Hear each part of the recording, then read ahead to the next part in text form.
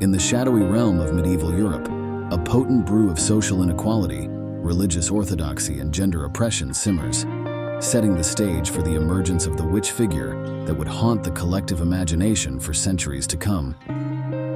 Picture a world where power cascades downward, like an unforgiving waterfall.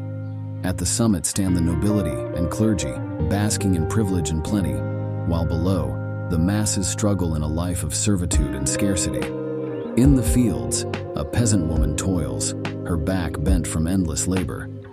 She watches, resentment building, as the Lord's granaries overflow while her children's bellies ache with hunger. This stark disparity plants the seeds of a silent fury that will later find its voice in whispers of witchcraft and dark magic. Looming over this feudal landscape is the church, its influence permeating every aspect of life, from cradle to grave. Once a beacon of hope, it has transformed into an instrument of control. In dimly lit cathedrals, worshippers tremble before vivid images of hellfire and divine judgment, the priest's words a constant reminder of human frailty and sin. The church's iron grip on spiritual matters leaves little room for alternative beliefs or practices, branding those who deviate as heretics or worse. In this male-dominated society, women find themselves pushed to the margins, their voices silenced, their wisdom overlooked, their bodies controlled. Yet, paradoxically, they are also feared for their perceived connection to nature and the mysteries of life and death.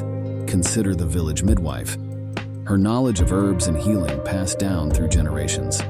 Once respected, she now finds herself viewed with growing suspicion. The plight of these women is further complicated by the dire state of medical care in medieval Europe. In the shadow of grand cathedrals and imposing castles, a silent suffering unfolds. The common people, already burdened by poverty and hard labor, find themselves at the mercy of disease and injury with little recourse. In this void, the wise women of the community emerge as unofficial guardians of health. Imagine an elderly grandmother, her face etched with lines of experience, carefully gathering herbs in the misty dawn. She knows the secrets of the forest, the healing properties hidden in roots and leaves. Her gnarled but gentle hands prepare remedies that bring comfort to the sick and injured. These women serve as midwives, guide new life into the world, and offer palliative care to the dying. In a time when the church focuses more on the soul than the body, these healers attend to the physical needs of their communities. However, their position is precarious. The same knowledge that makes them indispensable also makes them targets. The church views their practices with suspicion, seeing competition in their healing arts and potential heresy in their use of nature's bounty. The male-dominated medical profession, still in its infancy, perceives them as threats to their authority. As the medieval period progresses, these elements, social inequality, religious orthodoxy, gender oppression, and the suppression of folk medicine, combine to create a volatile mixture. The figure of the witch emerges as a scapegoat for society's ills and a target for its fears. In remote clearings and hidden groves, some women continue to practice ancient rituals, seeking solace in nature and each other's company. These gatherings, innocent though they may be, will later be twisted into tales of diabolic Sabbaths and unholy communions. The tragedy unfolds slowly but inexorably.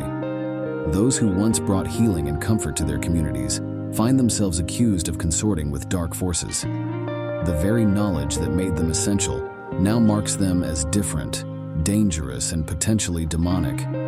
The line between healer and witch, already thin, begins to blur in the eyes of authorities. This cruel irony, the transformation of healer into witch, becomes a central theme in the story of the witch hunts. It represents not just the persecution of individuals, but the suppression of an entire tradition of folk medicine and women's knowledge. As Michelet argues in The Figure of the Witch Healer, we see both the resilience of the human spirit in the face of suffering and the tragedy of knowledge suppressed by fear and power. The stage is set for centuries of persecution. The witch, born from the darkest corners of medieval society, will soon cast a long shadow over European history. But she is not merely a victim, she is also a symbol of resistance, a keeper of forgotten knowledge and a harbinger of change in a world desperately in need of transformation.